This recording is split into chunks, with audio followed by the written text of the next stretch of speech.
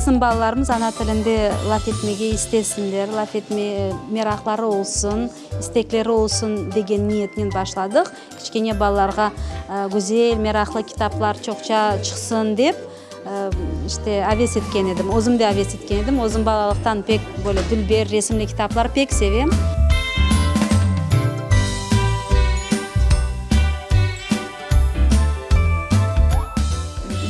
Балабан китапқа лайықтыр, амма біздер ифақ серия оларақ башлады бұл кітапшақтарын япмаға.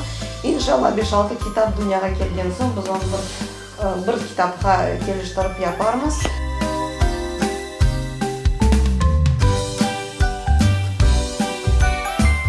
Amanım, civanım, gel yanıma, inceleri takayım boynuna.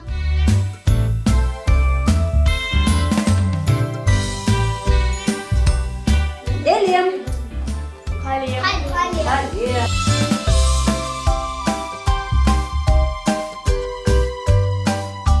Кішкене балалар aslında başka türlü ola. Bu küçük kızım pek ilham berem ağa bu meselede. Onun için birinciden men ona bağışlayayım, onun için yazam. O ularını oxuy, dinley, ezberley. Birinci tester ola menim şiirlerime.